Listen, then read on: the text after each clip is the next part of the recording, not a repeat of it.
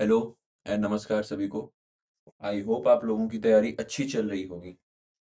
आज कंप्यूटर का चौथा लेक्चर है। ऑलरेडी हम 3 लेक्चर कर चुके हैं, जिसमें हमने history of computer, generation of computer, basic computer के बारे में सब चीज़ें, उसके अलावा input and output devices, memory, ये सब हम कर चुके हैं। और आज जो है चौथे लेक्चर में हम छोटे-छोटे टॉपिक ही हैं, ईमेल और विंडोज़ एक्सप्लोरर। अ, कभी-कभी भूले-भटके क्वेश्चन इससे आ जाते हैं, छोटा-सा टॉपिक है, कर लेते हैं। सो चौथे लेक्चर में ये रहेगा। इसके अलावा जैसा कि मैं कहा था, मैं पूरी कोशिश कर रहा हूँ जितने जल्दी से जल्दी हो सके इस कंप्यूटर सीरीज़ को कंक्लूड कर दें, ताकि हम इसके बाद दूसरे सब्जेक्ट्स और एमसीक्यू और जो भी अलग सी चीज़ें हैं, लीगल भी कुछ लोग बोल रहे थे कि कुछ करा दीजिए जो इम्पोर्टेंट है। लीगल अवेयरनेस नहीं, मतलब बेसिक जो होता है करंट अफेयर से रिलेटेड जो भी क्वेश्चन आ सकते हैं, लैंडमार्क जजमेंट हो गया, सो उसको हम बाद में ले लेंगे। सो उसके लिए सबसे पहले हम वो कंप्यूटर जो अभी हम कर रहे हैं इसको कंक्लूड कर दें। एक्चुअली क्लासेस शुरू हो चुकी हैं और उसके बाद खुद का भी पढ़ना होता है, फिर इसके लिए भी पढ़ना होता है, फिर लेक्चर रिकॉर्ड करना पड़ता है, तो टाइम मैनेज करने में थोड़ी-सी प्रॉब्लम आ रही है। But I will make sure कि जितने जल्दी से जल्दी, बल्कि इस मंथ के एंड तक या 10 से 12 दिन के अंदर ही हम इसको कंक्लूड करें और किसी और टॉपिक पे, किसी और सब्जेक्ट पे अग्रसर हों। ठीक है? सो बिना किसी टाइम पास के आज के लेक्चर को शुरू करते हैं। आज का लेक्चर शुरू करने से पहले जो हम इसके पहले पढ़े थे, मेमोरी, एक बार उसको देख लेते हैं। ब्रीफ में एक बार पूरा रिवाइज कर लेते हैं आप लोगों की आसानी के लिए, ताकि अच्छे से आप लोगों को याद हो जाए।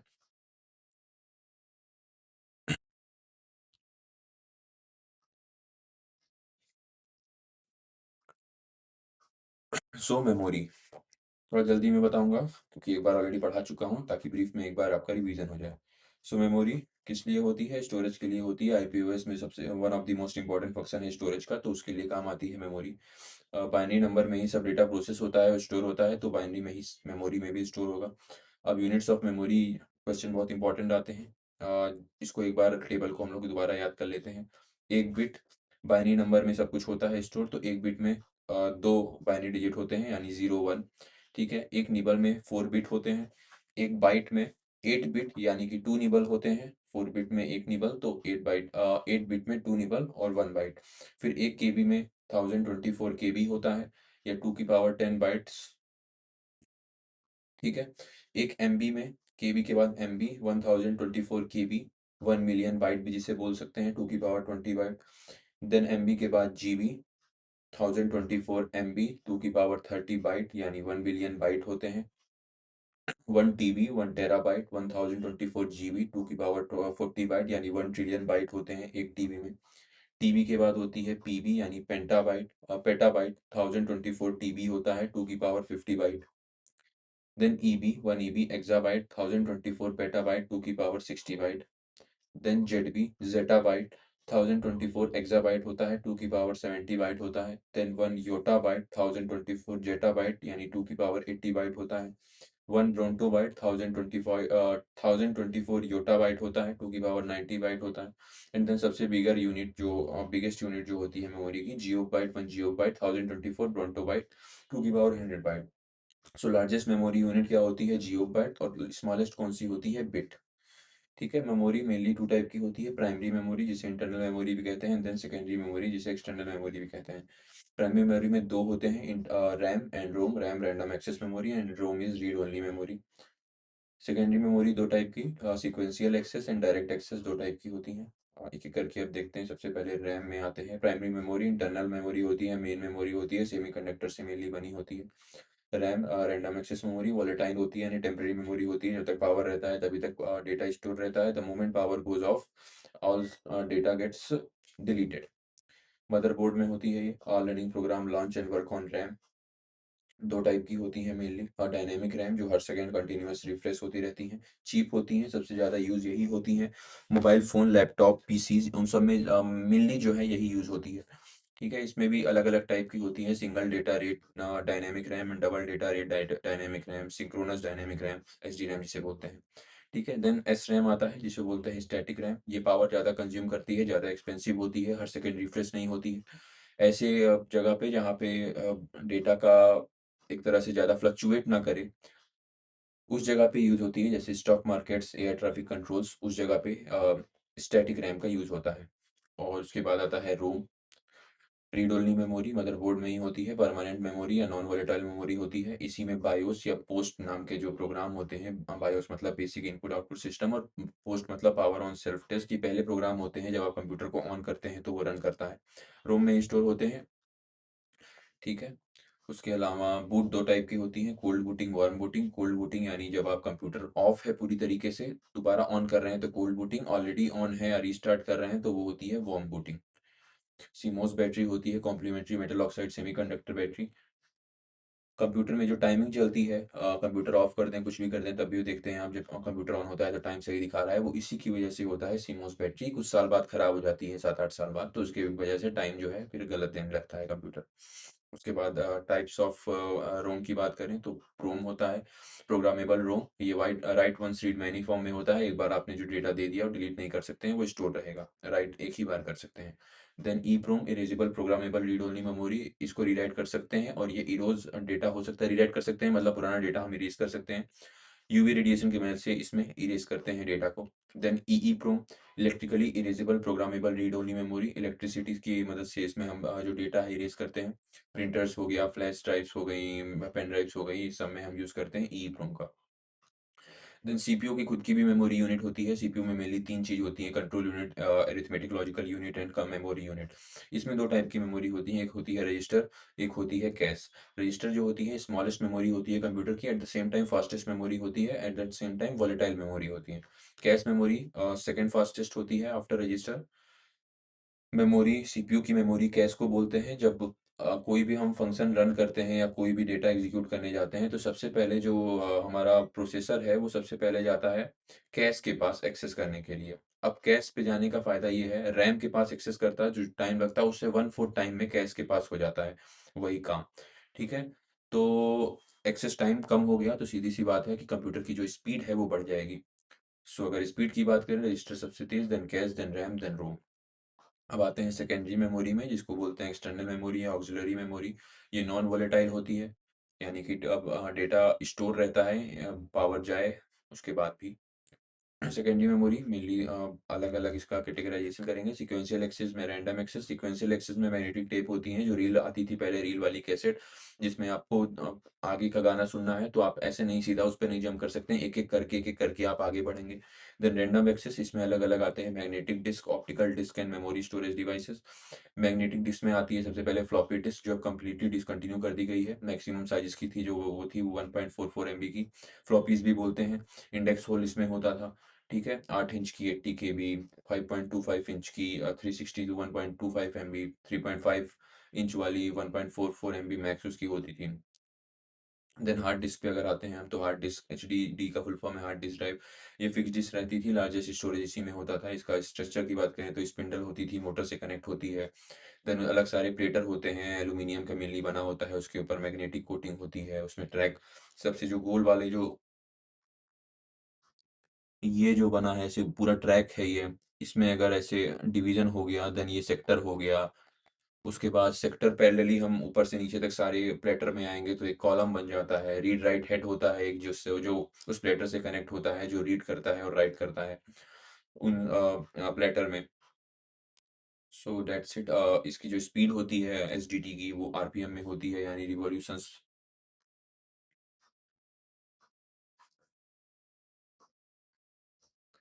Revolutions per minute. 5400 RPM to 15000 RPM के बीच में इसकी स्पीड रहती है। अलग-अलग कनेक्शंस होते हैं हार्ड ड्राइव में। ATA advance technology attachment, SATA serial advance technology attachment, PATA parallel advance technology attachment and SCSI small computer system interface. Then SSD जो एचडीडी का न्यूअर वर्जन है वो है सॉलिड स्टेट ड्राइव। एसएसडी है solid state hybrid device, थोड़ा expensive ज़्यादा होती है लेकिन स्पीड ज़्यादा होती है इसकी। देन ऑप्टिकल डिस्क में सबसे पहले सीडीए होती है, जिसमें जो रीडेबल तो होता है, राइटेबल नहीं होता है। मैक्सिमम जो साइज है 700 एमबी की रहती है। देन सीडी आर रिकॉर्डेबल, ये भी वॉर्म टाइप की रहती है। Write once read many polycarbonate plastic से बने होते हैं, ये सब लेजर बीम यूज होते हैं डाटा को एक्सेस करने के लिए। सीडी आर डब्ल्यू मतलब सीडी रीराइटेबल, यानी ये वॉर्म कैटेगरी के नहीं रहते हैं। इसको मतलब आप दोबारा इसको एक तरह से क्या कह सकते हैं इसको, मॉडिफाई कर सकते हैं। ठीक है, देन डीवीडी आता है, डिजिटल वर्सेटाइल डिस्क। ये इसकी जो स्टोरेज है 6 times to the that of CD होती है, साइज लगभग सेम ही रहता है, single layer 4.5 GB, double layer 8.5 GB. Blu ray disk SD videos को स्टोर करने के काम आता है, 5 टाइम्स ऑफ डीवीडी इसकी स्टोरेज होती है, single layer 25 GB, double layer 50 GB. Memory storage की बात करें तो फ्लैश ड्राइव, जिसमें पेन ड्राइव्स हो गई और ये होते हैं, और ये ई प्रोम होते हैं, जैसे हम पहले देख चुके हैं, इलेक्ट्रिकली इरेजेबल होते हैं। देन मेमोरी कार्ड, सैनडिस्क ने कंपनी ने पहला बनाया था मेमोरी कार्ड। ठीक है, एचडी का फुल फॉर्म होता है secure digital card. Then virtual memory, एक तरह की ऐसी मेमोरी जो मेन मेमोरी की कैपेसिटी को बढ़ा देती है with the help of the secondary memory जो होती है। एक तरह से उसके आप देखे होंगे, जब भी कोई हमारा फ़ोन का स्टोरेज जब भर जाता है तो फ़ोन की स्पीड भी कम हो जाती है, वो इसी वजह से, क्योंकि एक वर्चुअल मेमोरी होती है जो उसका यूज़ करती है यूटिलाइज़, जब वो पूरी तरह से रैम जो है एंगेज हो जाता है काम में। रैम जब ओवरलोड होता है तो वो ओएस जो है डाइवर्ट कर देता है हमारे रोम की तरफ, और वहाँ से वो यूज़ होती है। ठीक है? सो मेमोरी में इतना ही था। सो आज हम नया टॉपिक हमारा है ईमेल।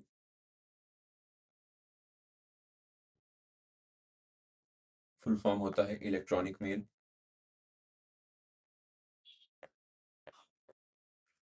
ठीक है?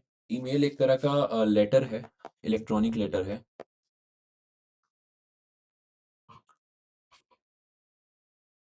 जो 2 डिवाइसेस के बीच में कम्युनिकेट करने के काम आता है। मतलब एक तरह से एक डिवाइस से दूसरे डिवाइस की मदद से हम एक दूसरे से कम्युनिकेट कर सकते हैं। ठीक है? सबसे पहले हम बात करें तो ईमेल में लगभग हर तरीके की file, audio, video, pictures, zipped files, documents, ये मतलब अलग-अलग टाइप की, मैक्सिमम हर टाइप की फाइल जो है वो ट्रांसफ़र हो जाती हैं इससे, ईमेल के थ्रू। ठीक है? पहला जो ईमेल था वो 1971 में रे टॉमलिंसन ने सेंड किया था।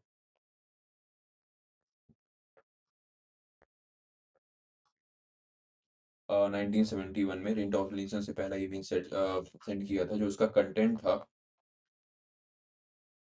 वो था वही क्वालिटी कीबोर्ड में जो शुरुआत के लेटर्स होते हैं ना, QWERTYUIOP, बस यही सेंड किया गया था। नेटवर्क का जो यूज़ हुआ था वो था आर्पानेट का। और जब हम कंप्यूटर पढ़ेंगे तो आर्पानेट के बारे में पढ़ेंगे, advance research project agency network, जो डिपार्टमेंट ऑफ डिफेंस यूएस के बनाया था उन्होंने। उसी की मदद से पहला ईमेल भेजा गया था रे टॉमलिंसन से। तो एक तरह से फादर ऑफ जो मेल हैं वो रे टॉमलिंसन ही माने जाएंगे।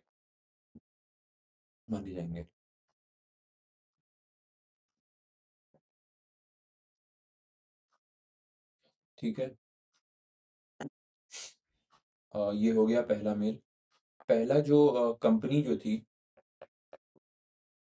जिसने पब्लिक के लिए मेल भेजने का फिजिबल किया था,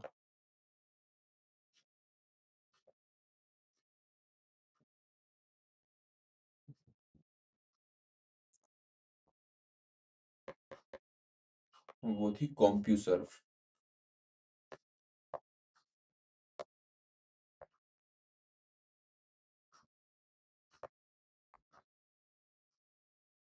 इन द ईयर 1979। ठीक है, इस कंपनी ने पहली जो है ईमेल फैसिलिटी पब्लिक के लिए शुरू किया था 1979 में कॉम्प्यूसर में। अच्छा, आज का जो ईमेल का फॉर्मेट है जिसमें इनबॉक्स, आउटबॉक्स और ये सब होती है, वो एक इंडियन नहीं जिनका नाम था शिवा अय्यादुरई था, जिनका नाम उन्होंने दिया था। So modern form of email was given by Shiva Ayyadurai. Important है नाम, याद रखिएगा। सो सीधी सी बात है, इंडियन है ये। सो इनको father of email in India कहा जाता है। इंडियन अपनी खुशी हर चीज में ढूंढ लेते हैं। So father of female in India Shiva Ayyadurai. ठीक है, मॉडर्न फॉर्मेट दिया था, वैसे काम भी अच्छा किए थे। इसके बाद अगर हम बात करें ईमेल के जो पार्ट्स होते हैं,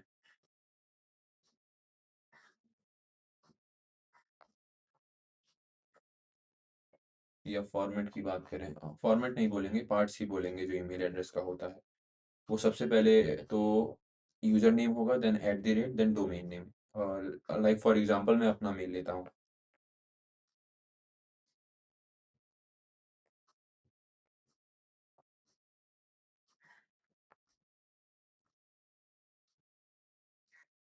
इसमें ये वाला जो है पार्ट 8201 तक,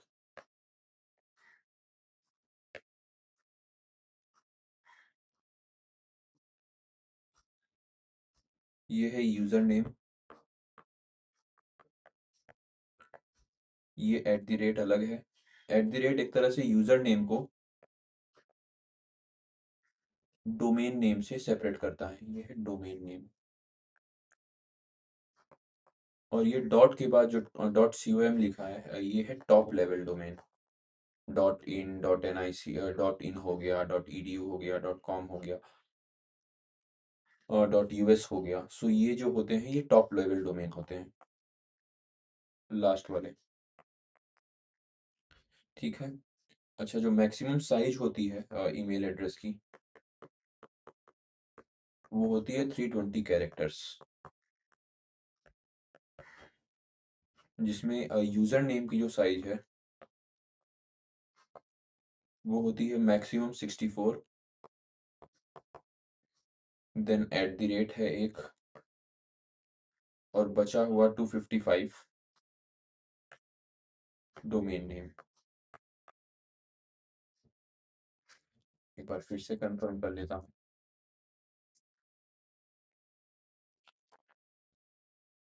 या करेक्ट है। ठीक है, 256, यस। सो मेनली जो है यही है इसकी साइज मैक्सिमम, यानी यूजर नेम की जो मैक्स साइज है वो 64 होगी, then at the rate 1, then domain name की जो मैक्सिमम जो कैरेक्टर लिमिट है वो 255 है। सो ये क्वेश्चन डायरेक्ट आ सकते हैं, सो जस्ट रिमेंबर इट। उसके अलावा back to back to dots का यूज नहीं हो सकता है।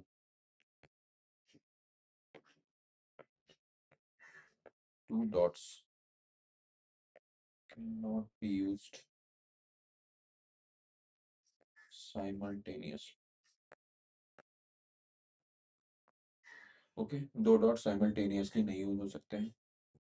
Then two at the rate can not be used. एक ईमेल एड्रेस में दो एट द रेट का भी यूज नहीं होगा। देन कोई स्पेस नहीं होना चाहिए जो भी वर्ड है ईमेल एड्रेस में।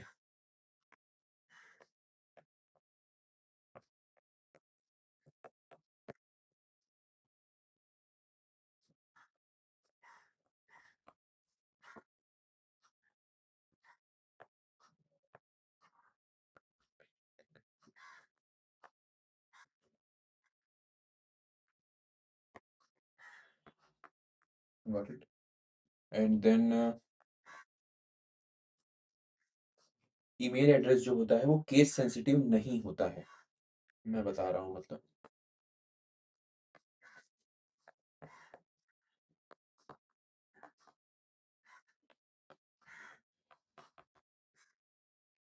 इसका मतलब ये है चाहे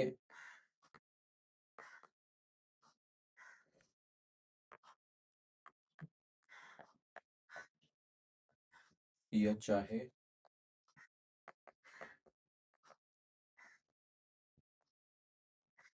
या चाहे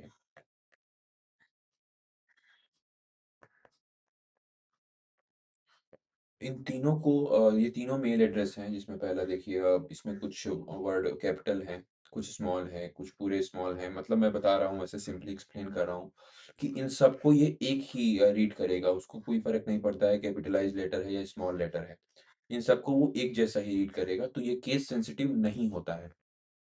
गॉट इट? और एज़ सच कुछ इम्पोर्टेंट तो नहीं है। एट द रेट मैं बता चुका हूँ, कैरेक्टर की साइज़ जो हो गई है। और इसके अलावा जो साइज़ मेनली जो अटैचमेंट की जो साइज़ है, मैक्स साइज़, मैक्स मैं नहीं बोलूँगा, मैक्स 100 तक भी चली जाती है।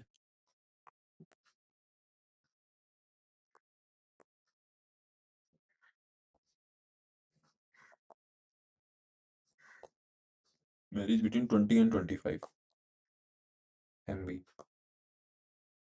जैसे जीमेल जो है 25 एमबी तक अलाउ करता है, बट आउटलुक जो है 20 एमबी तक अलाउ करता है। सो ये वेरी करता रहता है।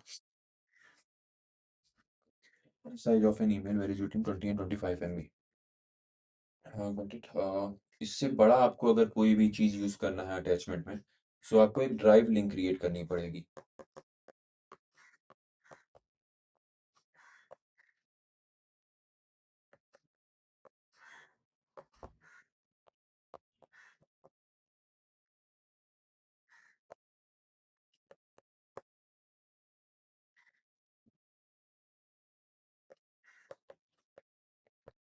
अबाउट मेंशन साइज, ठीक है। मतलब ड्राइव लिंक आपको बनानी पड़ेगी अगर इससे बड़ा, मतलब एक तरह से 25 एमबी से ज़्यादा अगर मेल पे आप भेज रहे हैं, उससे बड़ा हो रहा है ये, सो आपको एक ड्राइव पे उसको अपलोड करना पड़ेगा, देन उस लिंक को आपको शेयर करना पड़ेगा। वही एक इकलौता रास्ता है अगर आपको उससे बड़ी मतलब 25 एमबी से बड़ी फाइल शेयर करनी है तो। ठीक है। अब हम आते हैं प्रोटोकॉल्स जितने होते हैं।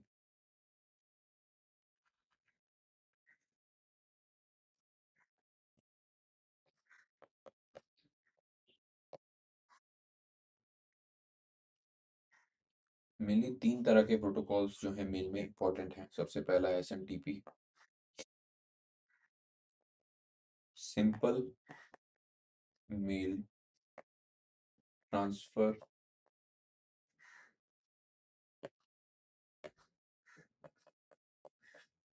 प्रोटोकॉल। इसका जो पोर्ट नंबर है 25 है। बस ऐसे ही बस ध्यान में रखिएगा, कभी-कभी डायरेक्ट आ जाता है। पोर्ट नंबर क्या होता है? पोर्ट नंबर 25 होता है।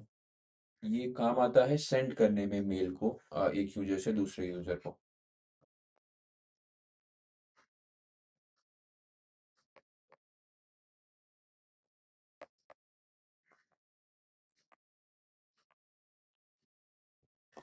To another. ठीक है। एसएमटीपी एक कंप्यूटर से दूसरे कंप्यूटर में मेल भेजने के काम आता है। मेनली एसएमटीपी जो है वो 2 टाइप्स के होते हैं। एक होता है एंड टू एंड, दूसरा होता है storage and forward. End to end का मतलब होता है ये एक तरह से एन्क्रिप्ट हो जाता है, जैसे कि व्हाट्सएप पे भी आप देखे होंगे, सुने होंगे, एंड टू एंड एन्क्रिप्टेड होता है, यानी मैं भेजा और जिसके पास भेजा सिर्फ वही 2 लोग रीड कर सकते हैं, बीच में उसको कोई भी इंटरप्ट नहीं कर सकता है, बीच में उसको कोई भी नहीं पढ़ सकता है। ठीक है? स्टोरेज एंड फॉरवर्ड मेथड में क्या होता है, मैं कोई भेजा डेटा, वो सर्वर में स्टोर होता है, देन सर्वर उसको फॉरवर्ड करता है। सो बीच में चांसेस है कि वो टेम्पर हो सकता है। सो एसएमटीपी मेनली 2 टाइप्स के हो गए, end to end storage and forward. Then दूसरा है पीओपी प्रोटोकॉल, इसको बोलते हैं post office protocol.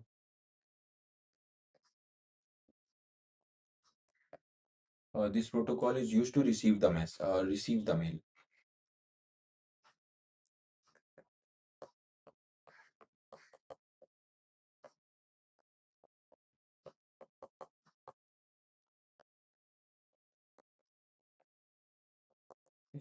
in use, got it। Then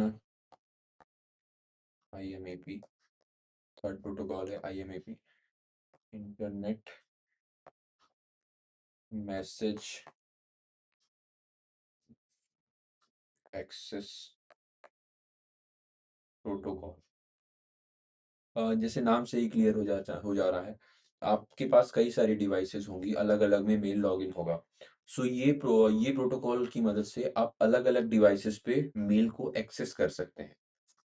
ठीक है? इंटरनेट पे मैसेज एक्सेस प्रोटोकॉल नाम से ही आपको क्लियर हो जा रहा होगा।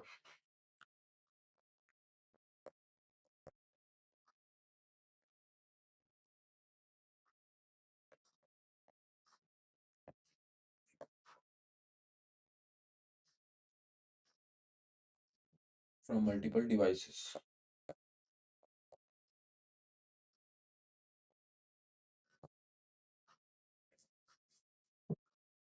ठीक है, तो ये सीधी-सी बात है, हम अलग-अलग डिवाइसेज़ से हम एक्सेस कर पाते हैं, तो मतलब ये मेल सर्वर से कनेक्ट होता है ये।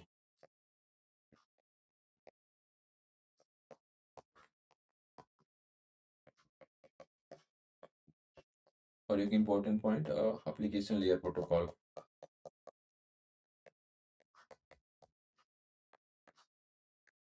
कम्युनिकेशन लेयर जब हम पढ़ेंगे तो आपको समझ में आएगा।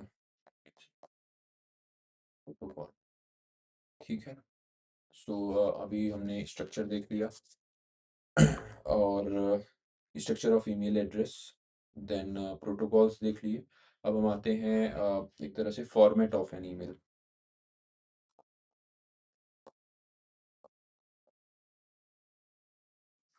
सबसे पहले तो वो पेन का ऑप्शन जो बना रहता है, ऐसे पेन बना रहता है, तो वो होता है कंपोज़। मतलब राइटिंग का ऑप्शन यहाँ मिलता है। कंपोज़ न्यू मेल लिखने का ऑप्शन यहाँ मिलता है। देन होता है इनबॉक्स, जो भी मेल हमारे पास आए हुए हैं उसको देखने के लिए।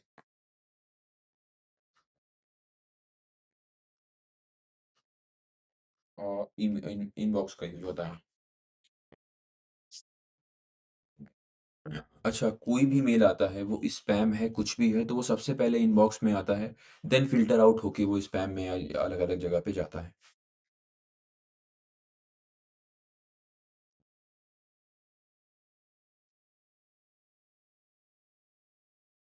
इन the inbox,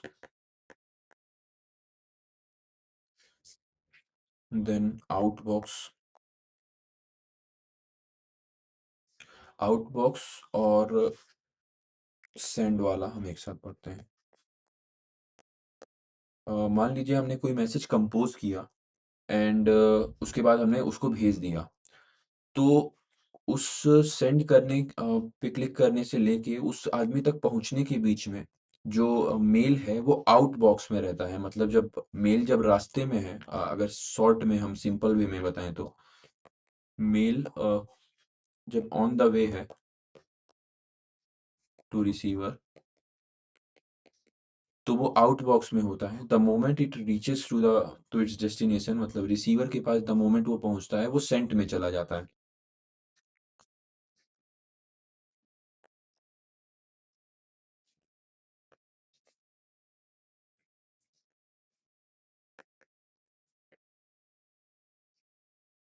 got it?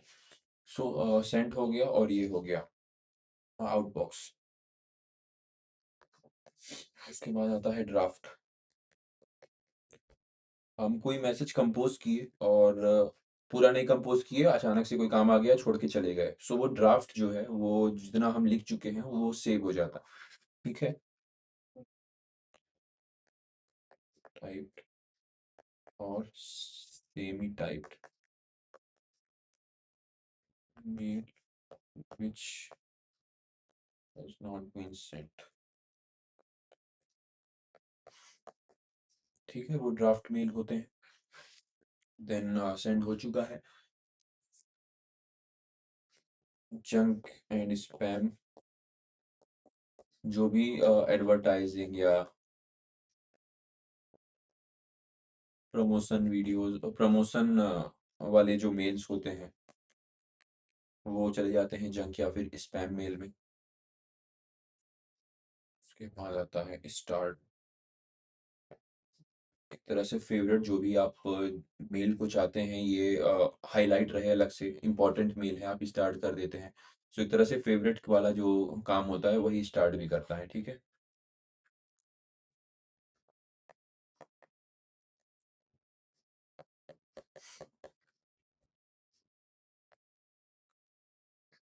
Then स्नूज्ड।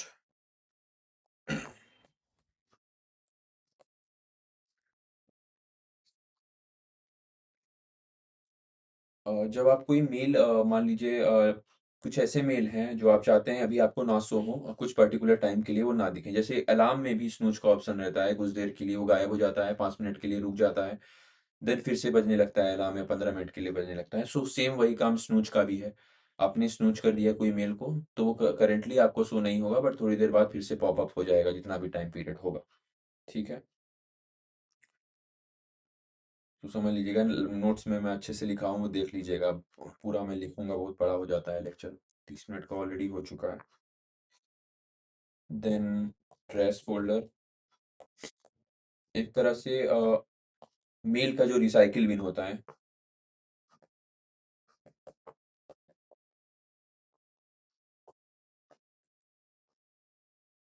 वही कि आपने कोई मेल डिलीट किया है, उसके 30 दिन बाद वो चला गया ट्रैश फोल्डर में, उसके 30 दिन बाद वो अपने आप डिलीट हो जाएगा। Then archived. आर्काइव्ड मेल वो होते हैं जो आप चाहते हैं हिडन रहे, जैसे चैट्स भी आर्काइव्ड होती हैं। सॉरी।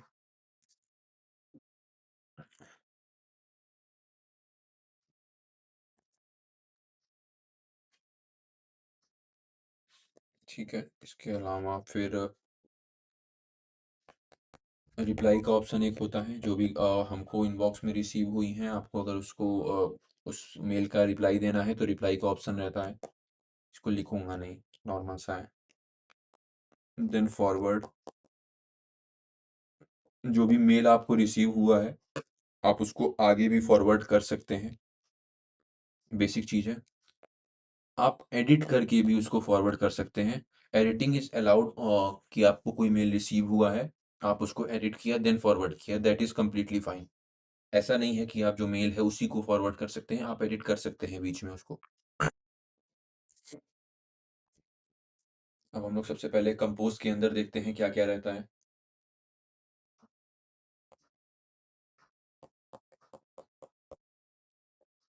कंपोज में जो पेन का ऑप्शन रहता है, सबसे पहले होता है टू। इसमें ईमेल आईडी, ईमेल एड्रेस उस आदमी का,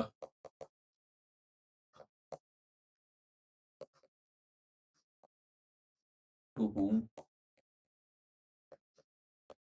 the email is being sent। ठीक है, उस आदमी का जिसको हम मेल भेज रहे हैं उसको उसका ईमेल एड्रेस होता है इसमें। अच्छा, कॉमा के साथ जैसे एक ईमेल एड्रेस लिखे, देन कॉमा लगाए, दूसरे का लिखे, देन तीसरे लिखे, it is completely fine. Comma लगा के आप उतने उतने लोगों को और भी बढ़ा सकते हैं। देन सीसी होता है कार्बन कॉपी। इसका जो शॉर्टकट की होता है कंट्रोल शिफ्ट प्लस सी। ठीक है, कार्बन कॉपी का इसमें क्या होता है कि आप एक साथ उसी चीज का जो आपने मेल लिखा है उसी की कार्बन कॉपी और भी जितने लोग का नाम इसमें आप कार्बन कॉपी में मेल एड्रेस डालेंगे उन लोग को भी चली जाएगी। कार्बन कॉपी में बार और ब्लाइंड कार्बन कॉपी में अंतर यही होता है कि उन लोगों को कार्बन कॉपी में जिन लोगों को मेल रिसीव हुआ है उन लोगों को पता होगा कि और किस किस लोगों को ये भेजा गया है मेल। ठीक है, एक तरह से।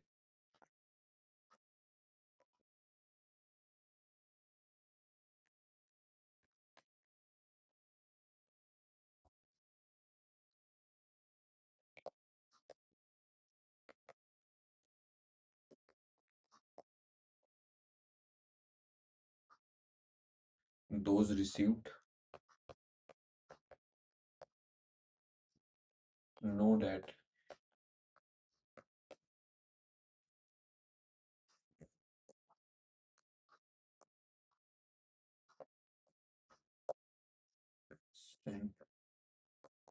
Other than them.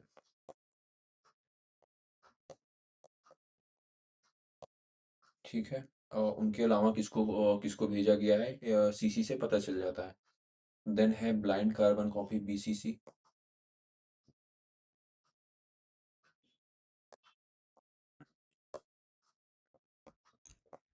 Blind carbon copy इसमें क्या होता है, सेम सीसी वाला काम है, बट इसमें जो नाम है, जो यूज़र है उनको नहीं पता चल पाता है कि और किसको-किसको भेजा गया है। मतलब जो रिसीवर है उनको वो नहीं पता चल पाता है और कितने रिसीवर हैं इसमें। इसका जो शॉर्टकट होता है वो होता है कंट्रोल शिफ्ट बी, ठीक है?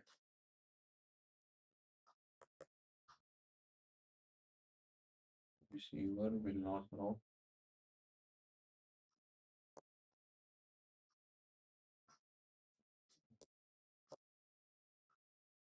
About persons to whom it has been sent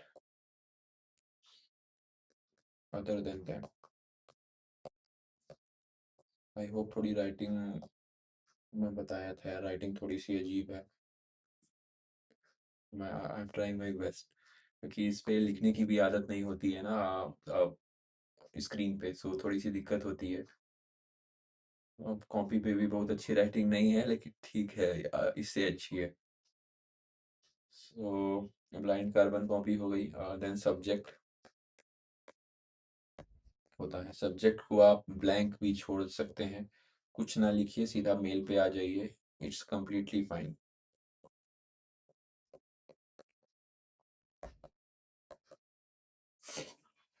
ठीक है, सब्जेक्ट हो चुका है। देन उसके अलावा जो मेन कंटेंट होता है, उसके अलावा और क्या इम्पोर्टेंट होता है, हाँ, आप लिंक भी जो मेन सब्जेक्ट के बाद जो होता है, जहाँ पे मेन एरिया होता है, बॉडी होती है जो,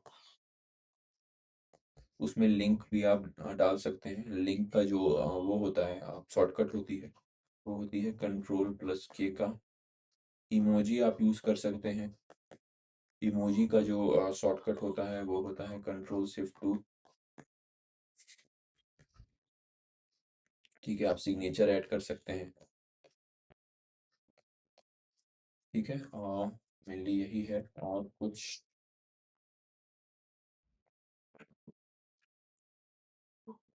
जो एक दिन में आप जो नॉर्मल जैसे जीमेल है, आप एक दिन में 500 मेल, उसमें जो आप नॉर्मल यूज़र हैं, वो जो नया स्कीम आया है गूगल वन वाला, उसकी सब्सक्रिप्शन नहीं है, नॉर्मल जो लोग हैं उन लोगों के लिए जो मैक्स है एक दिन में, ये वैसे कंपनी टू कंपनी वेरी करती है, बट जीमेल की जो है वो नॉर्मल यूजर्स के लिए 500 है। 500 पर डे। ठीक है, एक दिन में इतना ही भेज सकते हैं। और आउटलुक का 300 है, बट आउटलुक का जब आप वो वाला ले लेंगे 365 वाला माइक्रोसॉफ्ट का, आप जब ले लेंगे सब्सक्रिप्शन, तो वो 5000 हो जाता है पर डे का। और सेम ही ऐसी स्कीम जीमेल में भी है। उसके अलावा लास्ट जो टॉपिक हमारा इसमें मेल में है वो है some important email service providers.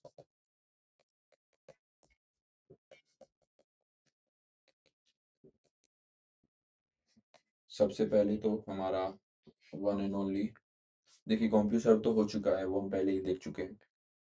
जो फेमस हैं जो एग्जाम में, क्योंकि क्वेश्चन डायरेक्ट आ जाते हैं इसमें से कौन सा मेल है, या अलग से कोई आ गया, वो क्या कहते हैं, वेब ब्राउज़र दे दिए और उसमें से कह दिए इसमें से कौन सा वेब ब्राउज़र नहीं है, उसमें पता चला एक मेल है, तो ये सब इंपॉर्टेंट होता है इसमें।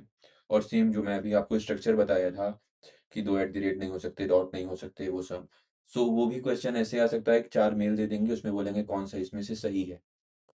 ठीक है, तो ऐसे ही क्वेश्चन आ सकते हैं। सो इसमें है पहला जीमेल, किसका है, गूगल का है, लॉन्च हुआ था अप्रैल 1 अप्रैल 2004 में। ईयर इंपॉर्टेंट है, डेट तो शायद ही पूछे, हो सकता है किस दिन, कब, किस ईयर में लॉन्च हुआ था जीमेल, क्योंकि फेमस मेल है तो याद होना चाहिए। देन हॉटमेल माइक्रोसॉफ्ट का है, 1996 में बना था। आउटलुक जो आजकल भी चल रहा है, बहुत ज़्यादा ट्रेंड में है, माइक्रोसॉफ्ट का ही 1997 में। देन प्रोटॉन मेल 2014, इसका तो इररिलेवेंट है, बट नाम याद रखिएगा कि प्रोटॉन मॉल मेल नाम की भी कोई चीज़ होती है। Yahoo mail 1994। रेडिफ मेल 1996। बहुत इंपॉर्टेंट नहीं है इन सब का डेट, ईयर, बट देख लीजिए क्या ही जा रहा है। वैसे शायद ही पूछे कि रेडिफ मेल किस ईयर में लॉन्च हुआ था, पर ठीक है। उसके अलावा है एओएल मेल, जोहो मेल। नाम इम्पोर्टेंट है बस मेनली। आई क्लाउड मेल, इसकी भी आई क्लाउड की भी 20 MB है शायद मैक्स, वो मतलब साइज मेल का। देन है येंडेक्स मेल, शायद मेल ना लिख के है, मतलब हो सकता हो जो हो लिखा है या आई क्लाउड हो या येंडेक्स हो, तो आप समझ जाइएगा कि मेल की ही बात हो रही है। देन है टाइटन है, जीएमएक्स मेल है, हब स्पॉट है, टूटानोटा है। बस नाम याद होने चाहिए, दैट इज इम्पोर्टेंट। सो एक बार नाम देख लीजिएगा 2-3 बार। सो क्योंकि नाम डायरेक्ट आ सकते हैं कि इसमें से कौन सा मेल है कौन सा नहीं है। सो इसी के साथ मेल जो हमारा टॉपिक था वो खत्म हो गया है। मेल में बस इतना ही था, ठीक है। सो दूसरा टॉपिक जो है अब हमारा,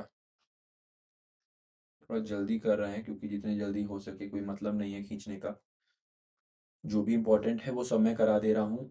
एज आई प्रॉमिस 10 में से 10 क्वेश्चन हो जाएंगे। अलग से लास्ट में मतलब फेब में हम देख लेंगे, एमसीक्यू सीरीज शुरू कर देंगे।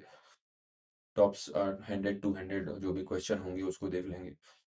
उससे पूरा एक बार सिलेबस फिर से क्लियर हो जाएगा, और क्वेश्चन भी एज सच वही रिपीट होंगे, उसी से ही आएंगे। और इसके बाद जो दूसरे सब्जेक्ट होंगे या जो भी मिसलेनियस टॉपिक होंगे, अलग अलग लैंडमार्क जजमेंट और ये वो सब भी लेते चलेंगे, वो अच्छा रहेगा। तो सबसे पहले इसको कंक्लूड करते हैं। सो हमारा मेल हो गया है। Next topic is Windows explorer. हमारा 50% ऑफ सिलेबस हो जाएगा। वो ज़्यादा नहीं बचा है, मेनली मेल है, वेब ब्राउज़र है, वायरस है, और कम्युनिकेशन नेटवर्क है। शॉर्टकट कीज़ का एक थोड़ा सा लेंदी वीडियो होगा, उसको दिक्कत भी होगी याद करने में, आपको बार बार देखना पड़ेगा। एंड एब्रीविएशन, कंप्यूटर के इन्वेंशन एंड डिस्कवरी, ये सब लास्ट में हो जाएगा। आराम से हो जाएगा यार, चिल करना है। Windows explorer. अच्छा, मुझसे हो सकता है यार कई चीज़ें एरर हो जाती हैं। जैसे मैं कल देख रहा था, जो मेरा पहला वीडियो था, अ, उसमें कुछ एरर हो गई थी। जैसे एक था कि कंप्यूटर लैटिन टर्म है कि ग्रीक टर्म है। So computer was a Greek, मैं उसमें बता दिया हूँ कि ग्रीक टर्म है, but it was a Latin term. मैं नोट्स में भी लिखा हूँ, बट क्या है, जैसे मुझे हिस्ट्री में थोड़ी सी रुचि है, सो मैं उस समय यूरोप का वो पढ़ रहा था, लैंग्वेज की ओरिजिनेशन। सो कनेक्ट कर रहा था कि कैसे ओरिजिन हुई थी। दोनों हालांकि डिफरेंट स्कूल से आती हैं, बट उस समय मेरे दिमाग में पता नहीं क्या था, मैं साथ में उसमें नीचे वो भी लिख दिया कि ग्रीक है। पता नहीं कहाँ से कैसे कनेक्ट किया था, मुझे अब याद भी नहीं है। सो मैं जब लेक्चर लिया तो मैं ग्रीक बता दिया। सो आई एम सॉरी। वो सबसे पहली चीज़ है, वो लेटिन टर्म है, कंप्यूटर कंप्यूट से आया है, ठीक है, ग्रीक टर्म नहीं है। और दूसरा था, मैं एनालिटिकल इंजन को, डिफरेंस इंजन को गलती से 1922, हालांकि मैं दूसरे वीडियो में 1822 कर दिया था। एक भाई थे, अच्छा लगा जान के कि इतना मतलब ध्यान दिए, नहीं तो पता भी ना चलता, मैं भी ध्यान ना देता, हो सकता है गलती से आ जाता। सो कोई बात नहीं, हो जाता है। मुझे भी एक्चुअली ऑनलाइन में क्या है, इसी पे फोकस रहता है, और साथ में सामने कैमरा भी है, तो थोड़ा सा बहुत सारी चीज़ें दिमाग में रहती हैं। But I try my best कि एरर ना हो। मैं सब कुछ रीवेरीफाई करके ही दोबारा, या आगे जो भी लेक्चर या आज भी जो ले रहा हूँ, दोबारा दो दो बार रीवेरीफाई करके ही ले रहा हूँ। सो अगर होगा भी तो आप लोग प्लीज़ कमेंट कर दीजिएगा। I try my level best कि एज सच कोई एरर ना हो। सो हाँ, हम पॉइंट पे आते हैं, विंडोज़ एक्सप्लोरर पे आते हैं। सो सबसे पहले विंडोज़ का फुल फॉर्म हम देखते हैं। विंडोज़ का फुल फॉर्म होता है wide interactive network development for office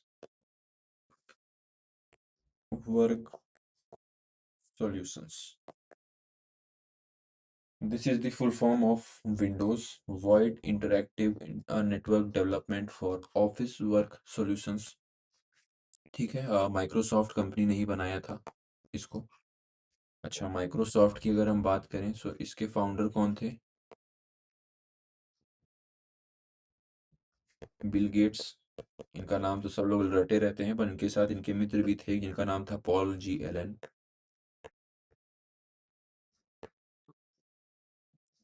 bill Gates plus Paul G Allen. Year क्या था? 1975। जगह कौन सी थी? रिडमंड वॉशिंगटन। सॉरी, थोड़ा सा सर्दी हुआ है यार। Redmond Washington, USA. और अभी की जो हेडक्वार्टर है, तो सीधी सी बात है ये भी यही होगा जहाँ इस्टेब्लिश हुआ था। और सीईओ कौन है? वन एंड ओनली सत्य नडेला। 2014 से ही कंटिन्यू है ये, जब से मोदी जी हैं कंटिन्यू है ये। सो मेनली यही है। सो माइक्रोसॉफ्ट जो है, विंडोज़ जो है एक तरह का ऑपरेटिंग सिस्टम है। सो सीधे सिस्टम सॉफ्टवेयर में ही आएगा। अभी हम अलग से देखेंगे system software, application software, utility software, but आज हम लोग का मेन जो फोकस रहेगा वो विंडोज़ एक्सप्लोरर पे ही रहेगा। ठीक है। अब विंडोज़ की अगर हम वर्जन्स बताएं, तो जो पहला वर्जन आया था विंडोज़ 1 जिसको बोलते हैं, ये 1985 में लॉन्च हुआ था। टू बी प्रिसाइज 20 नवंबर 1985 ये पहला विंडोज़ था। ठीक है। देन विंडोज़ मिलेनियम एडिशन 2000 में आया था। एमई का फुल फॉर्म है millennium addition.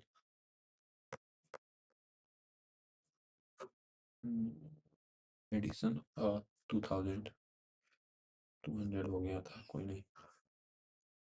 Then Windows XP 2001। XP का फुल फॉर्म था एक्सपीरियंस। ठीक है। फिर उसके बाद है Windows 7 2009। Windows 8, then Windows 8, then Windows 10, there is no Windows 9, Windows 11। ठीक है, Windows 11 ये लॉन्च हुआ था 2021 में। और जो हमारा लेटेस्ट विंडो है वो भी यही है। Windows 11 के बाद अभी दूसरा Windows 12 नहीं आया है। So this is the latest window.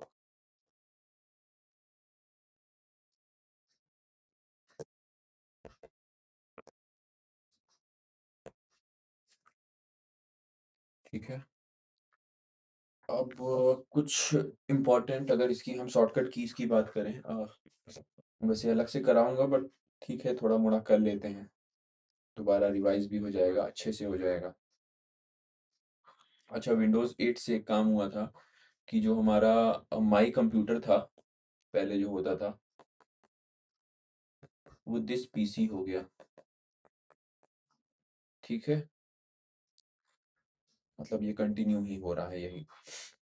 उसके अलावा अब कुछ हम इम्पोर्टेंट शॉर्टकट कीज पढ़ लेते हैं।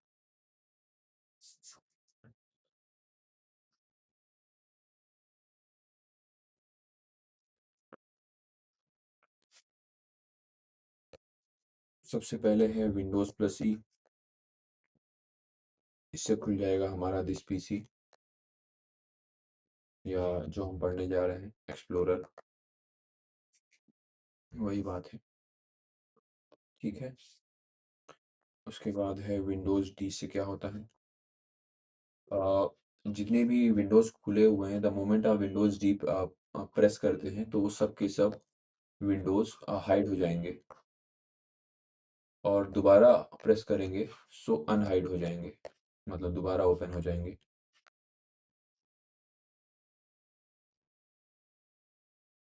उसके बाद है, एक होता है मेन्यू, मतलब जो स्टार्ट मेन्यू है उसके लिए, तो एक तो विंडोज़ की दबाएँगे तो सीधा स्टार्ट मेन्यू ओपन होगा। एक और होता है कंट्रोल के साथ, जब आप एस्केप को जो प्रेस करते हैं तब भी यही स्टार्ट मेन्यू ओपन होता है। ठीक है? देन विंडोज़ के साथ आप एल दबाएँगे तो हो जाएगा lock to lock window screen. आप किसी काम से, मान लीजिए आपका डेस्कटॉप है, किसी पब्लिक प्लेस पे हैं आप, या ऑफिस में हैं, या आप कहीं पे भी हैं, कॉलेज में हैं, तो विंडोज़ एल दबाए आप, विंडोज़ लैपटॉप है तो जैसे ही दबाते हैं तो स्क्रीन लॉक हो जाती है, तो आप दोबारा आ पाएंगे तो पासवर्ड एंटर करेंगे तब आप दोबारा लॉगिन होंगे उस पर। ठीक है? Then Windows R, run command open होता है। अभी कुछ रन कमांड के हम शॉर्टकट्स देखेंगे, मतलब जिससे हम सीधा एक्सेस कर सकते हैं अलग अलग ऐप को, वो भी हम देखेंगे, आज ही देखेंगे, अभी देखेंगे। उसके अलावा ऑल्ट के साथ हम जब टैब को दबाते हैं तो हम एप्लीकेशन जो है राइट की तरफ मूव करना हो तो ऑल्ट के साथ हम टैब दबाएंगे, जो भी एप्लीकेशन राइट की तरफ ओपन है ऐसे ऐसे हम इधर इधर इधर, मतलब यहाँ है तो ऐसे ऐसे इधर आगे ही बढ़ते चले जाएंगे। Switch application to the right, then alt shift tab, और ये होगा switch application to the left, यहाँ राइट पे गए थे उधर लेफ्ट पे जाएंगे, to the left. Got it? Then alt F4, एक तो होता है शट डाउन वाला करने के लिए, दूसरा होता है to close any app,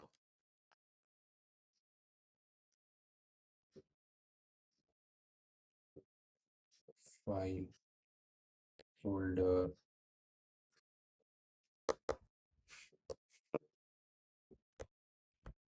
application, etcetera. ठीक है? तो मेनली यही है शॉर्टकट। उसके अलावा ये विंडोज़ के शॉर्टकट थे।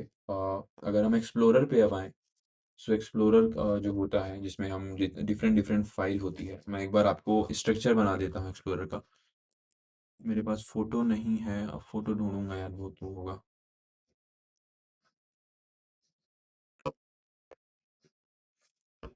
ऊपर होता है टाइटल बार, देन होता है मेन्यू बार जिसमें होम, फाइल व्यू ये सब लिखा होता है ना, ये होता है मेन्यू बार। इस पे अलग अलग आप क्लिक करते हैं तो एक और वो खुल जाता है जिसमें अंदर, उसके अंदर कई सारे ऑप्शन होते हैं, सो उसको हम लोग टूल बार या फिर रिबन कहते हैं। इस एरिया में देखते होंगे कई सारा लिखा रहता है, डेस्कटॉप और मतलब डाउनलोड्स, रिसेंट्स, ये सब लिखा होता है। सो इसको बोलते हैं लेफ्ट पेन या नेविगेशन पेन।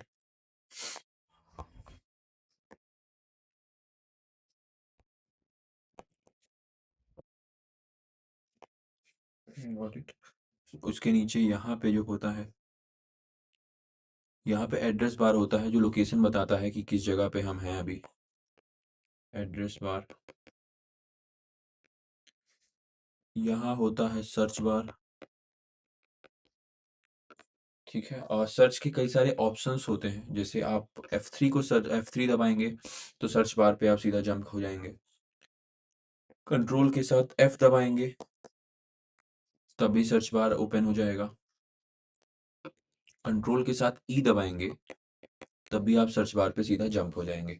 ठीक है? और ये वाला जो एरिया होता है, ये होता है फाइल एंड फोल्डर एरिया। ठीक है? बाकी आप अगर किसी के पास कंप्यूटर है, या एक बार सर्च कर लीजिएगा, उस पे आपको और अच्छे से समझ आ जाएगा, डायग्राम बना होगा। इसका एज़ सच कोई वैसे यूज़ तो नहीं है, बट फिर भी मान लीजिए आ गया, ऊपर ऊपर से पता होना चाहिए कि किस जगह पे कौन सी चीज होती है।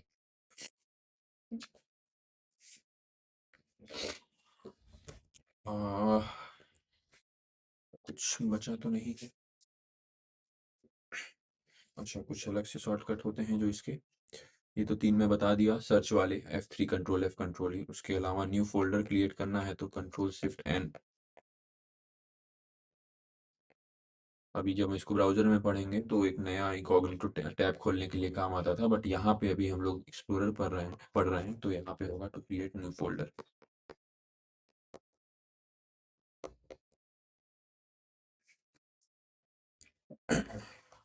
किसी फाइल को डिलीट करना है, मतलब परमानेंट नहीं, रिसाइकिल बिन में एक तरह से भेजना है, तो हम यूज़ करेंगे कंट्रोल डी। डिलीट होगा बट रिसाइकिल बिन में जाएगा।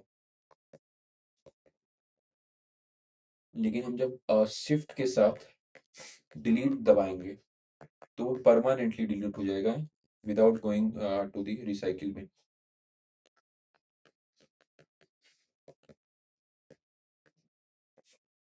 ठीक है। अब जैसे अब विनार पे हम आते हैं। जैसे मैं बताया था अभी, विनार से रन कमांड खुलते हैं। अब रन कमांड एक तरह से एक डायलॉग बॉक्स खुलता है जिसमें आप कुछ लिखते हैं एंड देन सर्च कर देते हैं।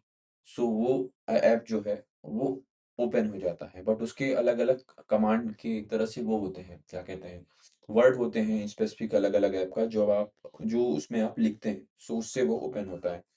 सो शुरू करते हैं। जैसे पावर पॉइंट को ओपन करना है, सो विंडोज आर, तो ये डायलॉग बॉक्स खुला, उस पे आप लिखे power PNT, so power point खुल जाएगा। ये वर्ड याद रखिएगा, POWERPNT। डायरेक्ट आ सकता है कि किससे खुलेगा। एक्सेल है, सो डायरेक्ट आप एक्सेल लिखेंगे इस पे, सो वो ओपन हो जाएगा। वर्ड को ओपन करना है तो आप लिखेंगे विनवर्ड, या लिखेंगे winword.exe, हमारा वर्ड ओपन हो जाएगा, माइक्रोसॉफ्ट वर्ड ओपन हो जाएगा। नोटपैड ओपन करना है। ये सब कहाँ, इस जो सर्च बॉक्स है उसमें लिखना है ये सब। नोटपैड के लिए आपको सिंपली नोटपैड लिख देना है, ओपन हो जाएगा। वर्ड पैड, थोड़ा सा एडवांस्ड फॉर्म ऑफ नोटपैड, इसमें आप लिखेंगे वर्ड पैड, सो ये ओपन हो जाएगा। ठीक है। पेंट ओपन करना है तो आप लिखेंगे, या तो सिंपली लिख सकते हैं MS पेंट या P ब्रश। ठीक है। आप इससे मतलब एक तरह से पेंट ओपन हो जाएगा, आप दोनों में से कुछ भी लिखते हैं कमांड डायलॉग बॉक्स में या रन डायलॉग बॉक्स में। तो calculator,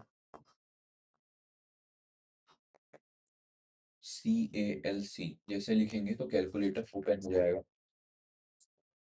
then control panel,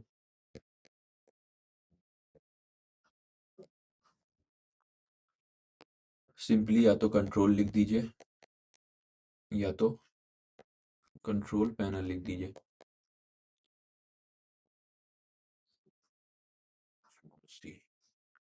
simply control या कंट्रोल पैनल दोनों में से लिख देंगे, एंटर करेंगे तो कंट्रोल पैनल ओपन हो जाएगा। कंट्रोल पैनल में ही सारी जो सिस्टम की सेटिंग है, आप सब कुछ एक तरह से पूरे कंप्यूटर की ओवरहॉलिंग जो है, सिस्टम की सेटिंग है, वो कंट्रोल पैनल से ही होती है। नेटवर्क हो गया, सिस्टम सिक्योरिटी हो गई, अकाउंट सेटिंग हो गई, सब की सब कंट्रोल पैनल से ही होती है।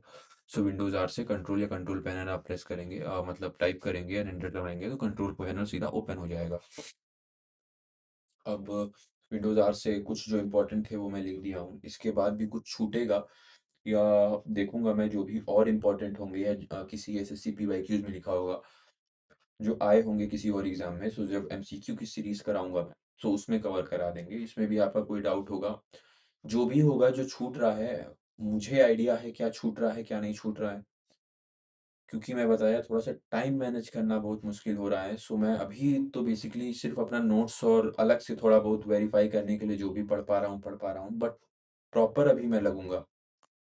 और जब एमसीक्यू वाला कराऊँगा और जो भी अलग से एग्ज़ाम में आए हैं इन सब से टॉपिक, सीयूईटी की बात नहीं कर रहा हूँ, उसके अलावा जो भी एग्ज़ाम में आए हैं, क्योंकि सीयूईटी का तो 3 ही बार हुआ ही एग्ज़ाम, तो बहुत नहीं मिल पाएगा हम लोगों को।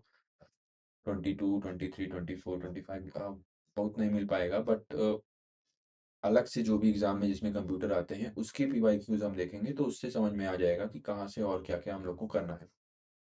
सो वो जब मैं एमसीक्यू सीरीज़ करूँगा तब उसमें कवर करा दूँगा। परेशान मत होइएगा, मैं जब बोला हूँ कि मेरी ज़िम्मेदारी है 10 क्वेश्चन, तो मेरी ज़िम्मेदारी है। कुछ भी एरर हो रहा होगा, कुछ गलती हो रही होगी, तो आप लोग बता दीजिएगा। I will work on it. ठीक है? सो आर कमांड वाले हो गए, अब हम कुछ एक्सटेंशन को देख लेते हैं।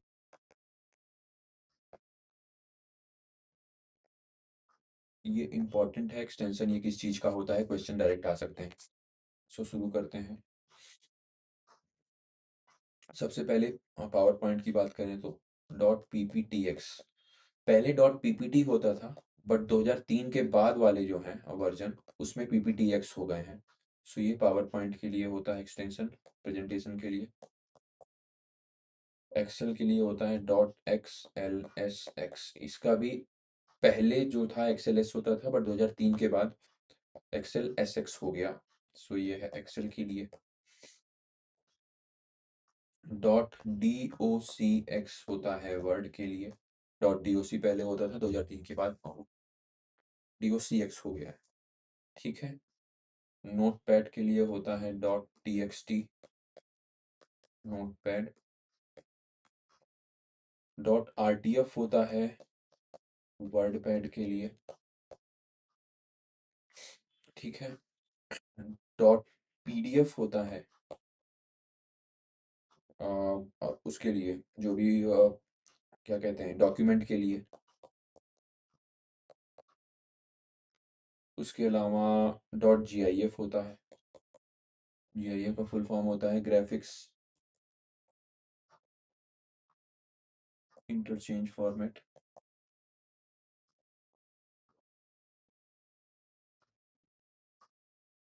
उसके बाद है डॉट पीएनजी, ये पेंट के लिए होता है डॉट पीएनजी। और पीएनजी का फुल फॉर्म होता है पोर्टेबल नेटवर्क ग्राफिक्स। ठीक है। Then H T M L, dot H T M L या डॉट एच टी एम होता है H T M L file के लिए, जो वेब पेज बनाने के काम आती है। Hyper text markup language. ठीक है। डॉट आई सी यू होता है आइकन फाइल के लिए। डॉट ई एम एल होता है ईमेल फाइल के लिए। देन डॉट ई एक्स ई होता है, ये होता है जो भी एग्जीक्यूटेबल फाइल्स होती है विंडोज़ पे, उसके लिए। मतलब आपको विंडोज़ पे कोई एप्लीकेशन इंस्टॉल करना है तो वो डॉट ई एक्स ई में होना चाहिए विंडोज़ में। सेम डी एम जी होता है, डॉट डी एम जी होता है एप्पल में। और इसके अलावा डॉट ओ बी जे एक होता है ऑब्जेक्ट फाइल। ये वो वाले फाइल होते हैं जिसमें अभी आप प्रोग्रामिंग कर रहे हैं और आगे चल के इसको एक तरह से एग्जीक्यूटेबल फॉर्म में आप बनाएंगे। ठीक है, ये प्रोग्रामिंग फाइल होती हैं।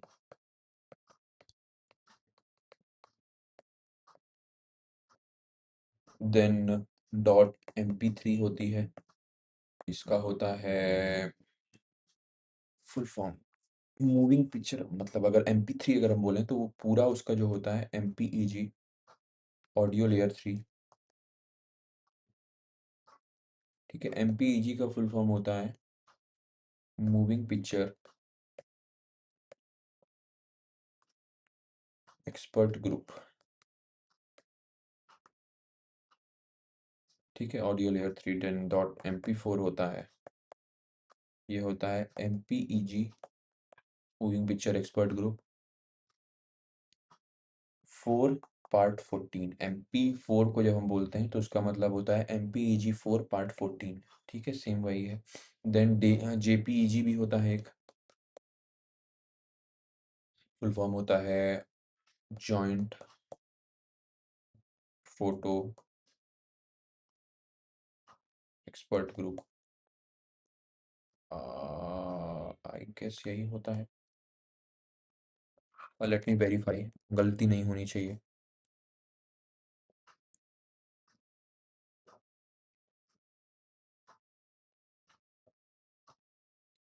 या जॉइंट फोटोग्राफिक एक्सपर्ट ग्रुप ही होती है।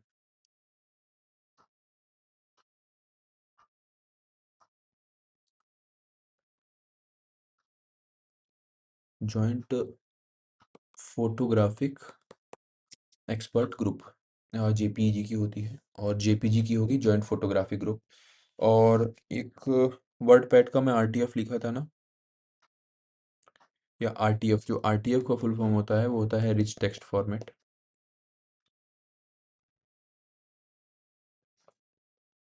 मेरी राइटिंग जिंदाबाद। रिच टेक्स्ट फॉर्मेट पेपर पे अच्छी बनती है, इस पे थोड़ी सी गड़बड़ा जाती है। तो रिच टेक्स्ट फॉर्मेट हो गया वर्ड पैड के लिए। सो इसी के साथ विंडोज़ एक्सप्लोरर और हमारा मेल जो आज का टॉपिक था कंप्लीट होता है। एज सच कुछ बचा तो नहीं है, सब कुछ हो गया है। बट जो भी बच रहा है, आई नो कुछ चीज़ें हैं जो थोड़ी सी छूट रही हैं। छूट तो कुछ नहीं रही है, ऐसा थ्योरी में कुछ नहीं छूट रही है, बट कुछ ऐसे क्वेश्चन है वन लाइनर जो आ सकते हैं अलग से भी। सो उसको, क्योंकि इसमें रिलेवेंट नहीं रहेगा, सो उसको मैं जब एमसीक्यू वाला सेशन लूंगा, सो वो सब भी कवर करा दूंगा। But I can say email से कोई भी क्वेश्चन आएगा, सो जितना जितना मैं थ्योरी कराया हूँ उसके बाहर कुछ नहीं आएगा।